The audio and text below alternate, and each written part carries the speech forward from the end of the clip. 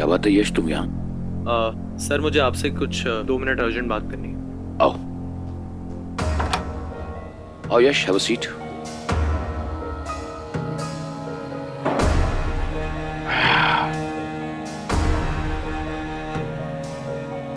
बोलो।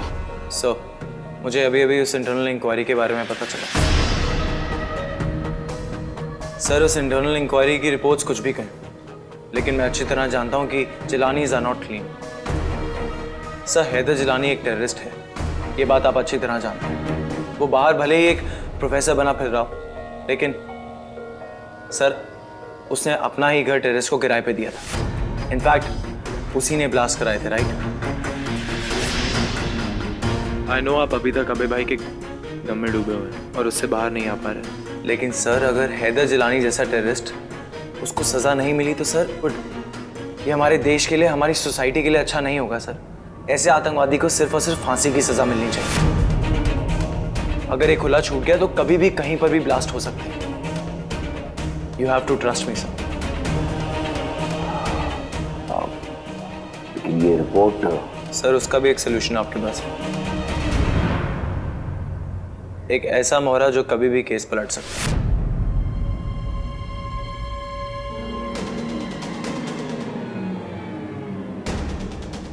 किसकी बात कर रहे हो तुम यश? कौन? कैसा मोहरा? Elon broad.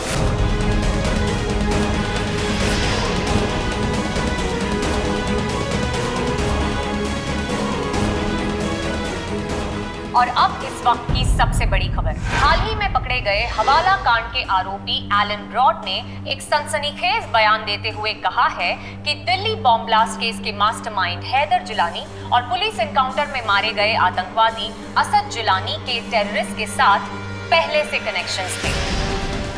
ब्रॉड के अनुसार हैदर और असद जिलानी पिछले कई सालों से आतंकवादी संगठनों के संपर्क में थे और अनेक आतंकवादी गतिविधियों का हिस्सा भी रह चुके हैं।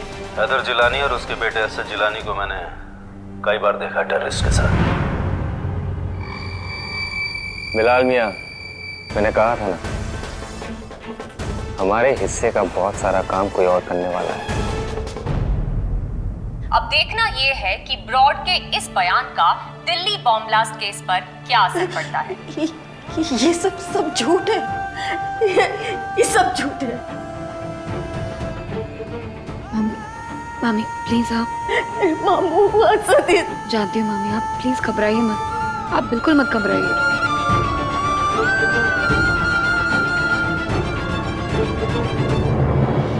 अब जब एलन ब्रॉड ये कहेगा कि असद ही आतंकवादी था, तब तो सबको मानना ही पड़ेगा।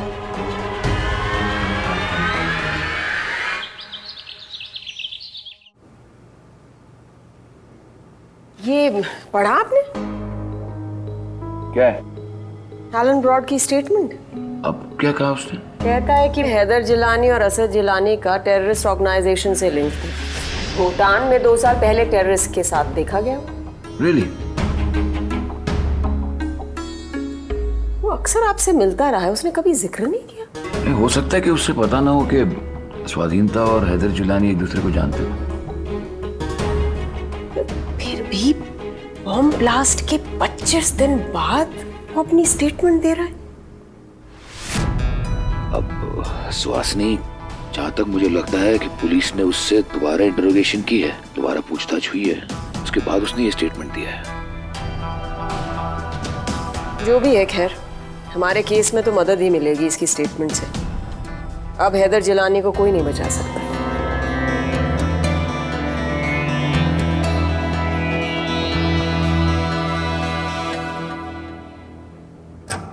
और अब इस वक्त की सबसे बड़ी खबर। हाल ही में पकड़े गए हवाला कांड के आरोपी एलन ब्रॉड ने एक सनसनीखेज बयान देते हुए कहा है कि दिल्ली बॉम्ब ब्लास्ट केस के मास्टरमाइंड हैदर जिलानी और पुलिस एनकाउंटर में मारे गए आतंकवादी असद जिलानी के टेररिस्ट के साथ पहले से कनेक्शंस थे का हिस्सा भी रह चुके हैं।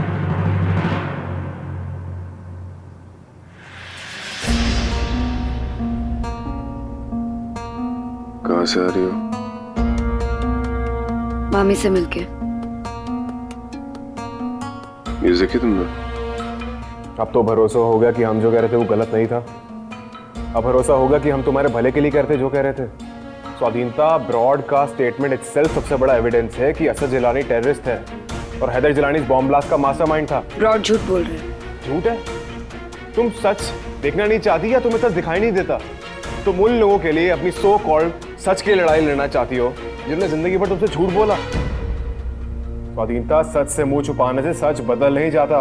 प्लीज बात को समझो। ब्रॉड झूठ बोल रहे, ओके? अब एलन ब्रॉड भी झूठ बोल रहा है।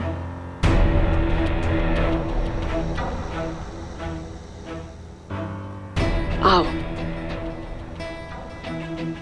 सिट।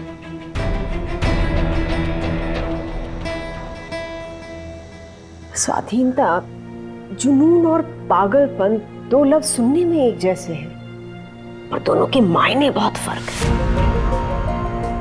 तुम ये अपनी सच की लड़ाई को जुनून समझ रही हो? नहीं, ये पागलपन है, बेवकूफी है। झूठ अगर एक सच का लिबास ओढ़ ले और आपके सामने खड़ा हो जाए तो उसे हम पहचानने में गलती कर सकते हैं, पर यहां तो सिर्फ सच है, सिर्फ सच। हाँ, पर तुम्हारे लिए वो सच कड़वा है।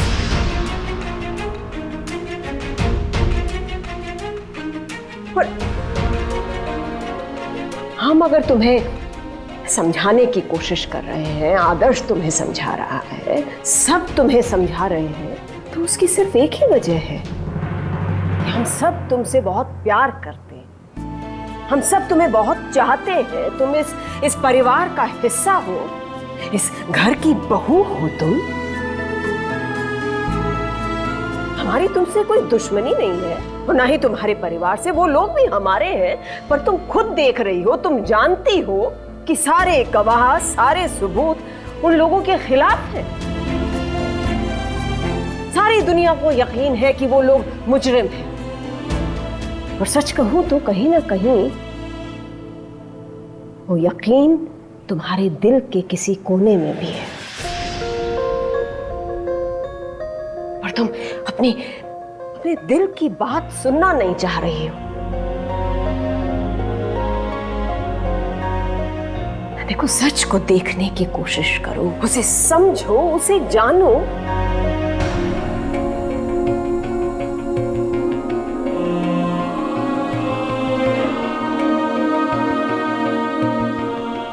स्वाधीनता, मॉम जो कह रही है वो बिल्कुल सही कह रही है। प्लीज इस बात को समझो और मानो।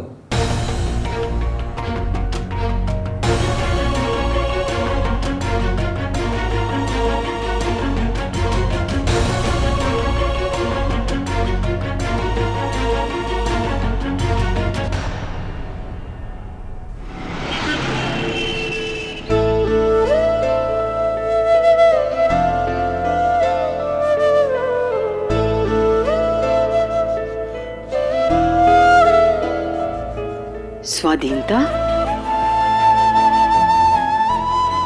तू तो अभी गई थी, वापस कैसे आ गई? मामी, मुझे आपसे कुछ पूछताछ करनी है। एलन ब्रॉड ने बयान दिया है कि 2 साल पहले भूटान में वो असद और मामू से मिले थे और वो मामू और असद से काफी बार मिल चुके हैं। मतलब क्या कभी भी मामू उन लोगों से? आखिर दुनिया ने तुझे झूठ मानने पे मजबूर कर दिया। मामी, मेरा मतलब ये नहीं है। कल मैं पुलिस स्टेशन गई थी तेरे मामू से मिलने। वो बार बार मुझसे कह रहे थे, जुबैदा, स्वाधीनता से कहो कि वो ये केस छोड़ दे। मैंने कहा, स्वाधीनता सिर्फ हमारे लिए नहीं लड़ी, ये उसके विश्वास की लड़ाई। मगर आज बेटा, मुझे तेरा विश्वास डगमगाता सा हुआ दिख रहा है।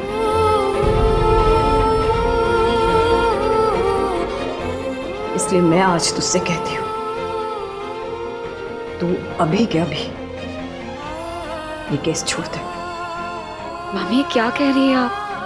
ऐसी कोई बात नहीं। आप प्लीज। वैसे भी हमारे पास कुछ बचा नहीं है खोने के लिए।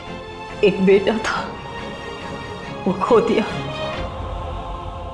जिंदगी भर जो नाम और इज्जत कमाई, वो भी खो दी। बस एक जान बची है जिसमें ना मेरी दिलचस्पी है ना हैदर की।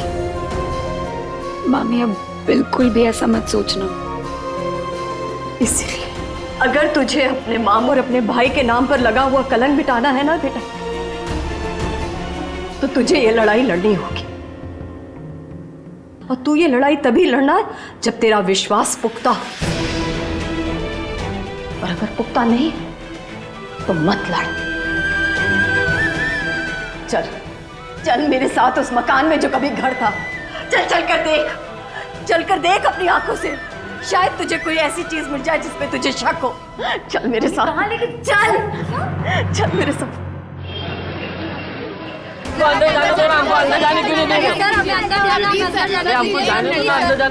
एक मिनट सर, प्लीज जाने रुक जाइए, हमारा इन्वेस्टिगेशन चालू है, रुक जाइए। दीजिए, जाने दीजिए। हटिए आप लोग। रुक जाइए मैडम, आप अंदर नहीं जा सकती हो। ये मेरा घर है। मैडम मैंने कहा ना कोई भी अंदर नहीं जाएगा। क्या मतलब है नहीं जाने दोगे? मेरा घर है। मैंने कहा ना मैम कोई भी अंदर नहीं जाएगा। आप मुझे रोक नहीं सकते। हटिए यहाँ से। मैम हटिए, जाने दीजिए मुझे अंदर। It's okay.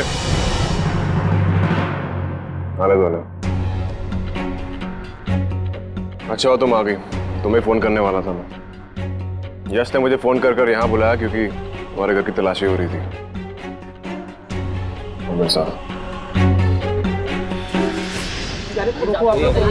अरे